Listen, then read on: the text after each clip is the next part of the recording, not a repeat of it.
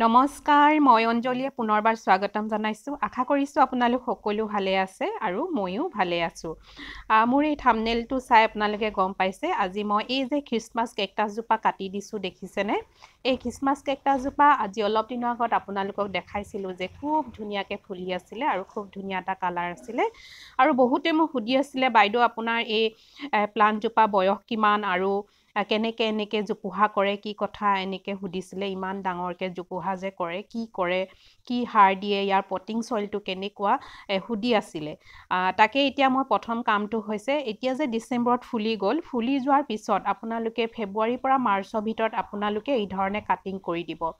যদি সৰু পুলি হয় যদি এডালকৈ ওলাই আছে তেনেহ'লে তাতো আপোনালোকে কাটি দিব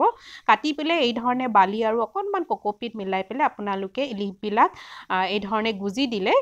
পাতবোৰ আপোনালোকে ইয়াৰ পৰা এটা প্লান্ট পাব আৰু আসলতে খ্ৰীষ্টমাছ কেকটাছ জানেই সকলোৱে পাতৰ পৰা ইয়াৰ প্লান্ট কৰিব পাৰি এটা এজোপাৰ পৰা 2-3 জোপা মান কৰিব পাৰিব আৰু এইখিনি সময় খুব ধুনীয়া সময় আৰু এই দেখিছেনে মই ফটোখন দেখাইছোঁ এই ধৰণে ফুলিছিল খুব ধুনীয়াকৈ ফুলিছিলে আগৰ এটা ভিডিঅ' আপোনালোকক দেখাইছিলোঁ মই মোৰ খ্ৰীষ্টমাছ কেকটাছজোপা কেনেকৈ ফুলিছিলে আৰু এতিয়া খুব ধুনীয়া সময় আপোনালোকে এই ধৰণে কাটি দিব কাটি দিয়াৰ পিছতে আকৌ তাৰ পৰা নতুন লিফ ওলাব নতুন লিফ ওলাই পিনে ধুনীয়াকৈ অহা বছৰৰ কাৰণে জোপোহা হৈ পৰিব এতিয়া যদি মাৰ্চ আৰু ফেব্ৰুৱাৰীৰ পৰা মাৰ্চৰ ভিতৰত যদি আপোনালোকে এই ধৰণে কাটিং কৰে তেতিয়া খুব ধুনীয়াকৈ গছ আপোনালোকে প্ৰপাগেশ্যন কৰিব কৰা হয় খুব ধুনীয়া হয় তাৰমানে মৰি নাযায় সেইটো কথা কৈছোঁ নহ'লে আপোনালোকে জুন জুলাই মানত যদি কৰে গৰমত সাধাৰণতে মৰি থকা দেখা যায় সেইকাৰণে এইকেইটা দিনতে আপোনালোকে খ্ৰীষ্টমাছ কেকটাছবিলাক এই ধৰণে কাটি দিব তেতিয়া খুব ধুনীয়াকৈ জোপোহা হৈ পৰিব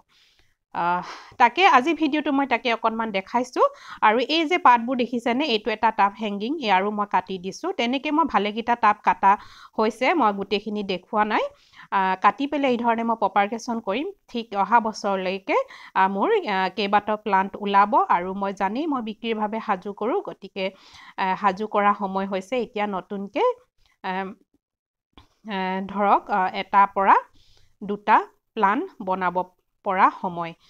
খ্ৰীষ্টমাছ কেকটাছৰ খুব মানে ভাল সময় এইখিনি সময়তে আপোনালোকে কাটিং কৰি দিব নহ'লে অলপমান দিনলৈকে যদি থৈ দিয়ে কি হয় তাতে শিপা ওলাই যায় গছজোপা দেখিবলৈ বেয়া হয় আৰু তেতিয়া শিপা যদি ওলাই যায় তেতিয়া তাৰ ফুলৰ প্ৰডাকশ্যনবিলাক অকণমান কমি যায় যদি অহা বছৰকৈ ফুলাম বুলি ভাবে তেতিয়া বেয়া হৈ যায় গছজোপা মানে শিপা ওলমি থকা নিচিনা হৈ যায় তাতে শিপা ওলাই যায় ৰুটছ ওলাই যায় সেইকাৰণে এতিয়া এইখিনি সময়ত আপোনালোকে কাটিং কৰি দিব কাটিং কৰি প্ৰপাগেশ্যন কৰা সময় বুলি কৈছোঁ খুব ধুনীয়া সময় আপোনালোকে বালি আৰু অকণমান কোকোপিট মিলাই প্ৰপাগেশ্যন কৰিব কাটি পেলাই অলপমান ছাঁত থ'ব ৰ'দত নথ'ব আৰু এতিয়া ইয়াৰ খ্ৰীষ্টমাছ কেকটাছ আপোনালোকে এতিয়া ছাঁতলৈ লৈ যাব আৰু যেতিয়া ছাঁতে ৰাখিব যিমান প্লান্ট আছে গোটেই প্লান্টবিলাক এতিয়া মই ছাঁতে ৰাখিম আৰু ঠিক মই ছেপ্টেম্বৰ অক্টোবৰ পৰা মই অকণমান ৰ'দলৈ উলিয়াই দিম ৰ'দ পৰা জেগাত তেতিয়া ধৰক তাৰ ফুলা সময় আহে যিহেতু ডিচেম্বৰত ফুলিব বা নৱেম্বৰৰ পৰা কলি আৰম্ভ কৰে সেইকাৰণে মই অক্টোবৰ মাহত অকণমান ৰ'দ পৰা জেগালৈ উলিয়াই দিম এতিয়া মই সম্পূৰ্ণ ছাঁ জেগাত লৈ যাম আৰু ছাঁতে ৰাখিম এইকেইটা কাম যদি খ্ৰীষ্টমাছ কেকটাছত কৰে তেতিয়া অহা বছৰলৈ খুব ধুনীয়া প্লান্ট আপোনালোকে সাজু কৰিব পাৰিব আৰু এতিয়া দেখিছে মই অকণমান পানী দি দিলোঁ আৰু এইখিনি প্ৰপাগেশ্যন কৰিলোঁ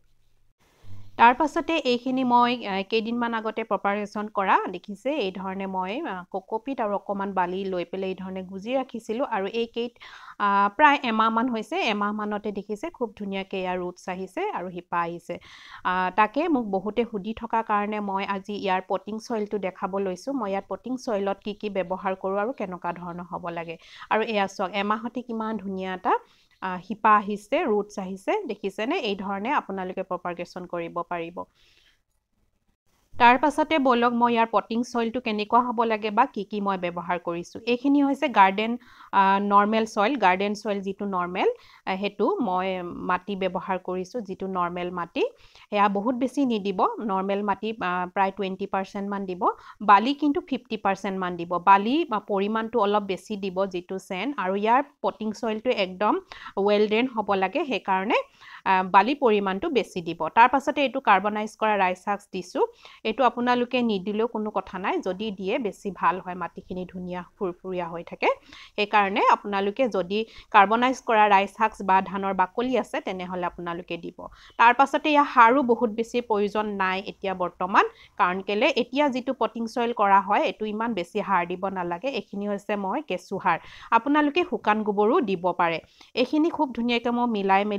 মিলাই লৈছো এটো এটা খুব ধুনীয়া এটা পটিং সয়েল খ্ৰীষ্টমাছৰ প্লান্টৰ কাৰণে ৰেডি হৈ যাব কিন্তু ইয়াত আপোনালোকে মই যদি এই কামটো ধৰক সেপ্টেম্বৰ বা অক্টোবৰ মানত মই যদি ৰিপোৰ্ট কৰিলো হলে বা ইয়াক মই পটিং কৰিলো হলে বা নতুনকৈ ৰুলো হলে তেতিয়া কিন্তু মই ইয়াত বোন মিল ব্যৱহাৰ কৰিলো হলে এতিয়া বোন মিল দিয়া নাই এটো কাৰণে এতিয়া যে ইয়াৰ ফুল নাহে হেতু কাৰণে ফুল এতিয়া আহা সময় নহয় সেই কাৰণে এতিয়া যদি কৰে এই ধৰণে আপোনালোকে নৰমাল মানে অকনমান বেছি হাৰ্ড দিব নালাগে কম হাৰতে আপোনালোকে পটিং কৰি ৰাখিব পাৰিব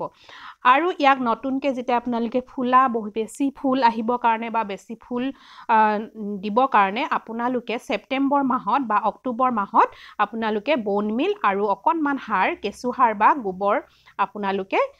দিব পাৰিব এতিয়া মই দিয়া নাই কৈছোৱে এতিয়া ফুলা সময় নহয় এতিয়া মাত্ৰ মই ইনে পটিং কৰি পেলে ৰাখিম কেইবাটা প্লান্ট আছে এই ধৰণে মই আপোনালোকক এটা প্লান্ট হে ৰুই দেখাইছো আসলতে মোক কেইবাগৰাকী হুদি আছিলে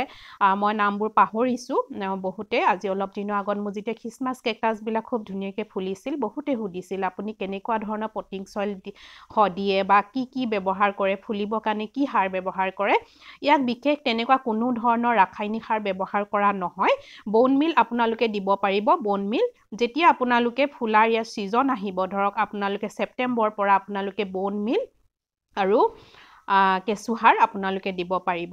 এতিয়া যেহেতু ফুলা সময় নহয় ইয়াৰ ফুল নাহে আৰু লাহে লাহে এতিয়া ইয়াৰ ফুল কমি যাব আৰু ফুল অহা বন্ধ হৈ যায় হেতু কাৰণে এতিয়া মই প্ৰপাৰগেশ্যন কৰিছিলো এমাহ মান আগতে তাকে মই কেইটামান প্লান আছে এই ধৰণে মই ৰুই ৰাখিম সেই কাৰণে মই ইয়া সাৰটো অলপ কম ব্যৱহাৰ কৰিছো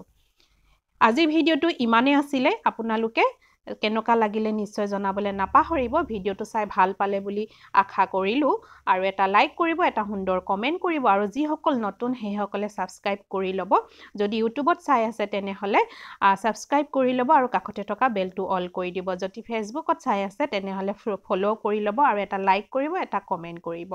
আৰু এয়া দেখিছেনে এই ধৰণে মই ৰুই ৰাখিছো দেখিছে এটো এটা মই ৰেডি কৰিলো আজি ভিডিওটো ইমানে আছিলে বা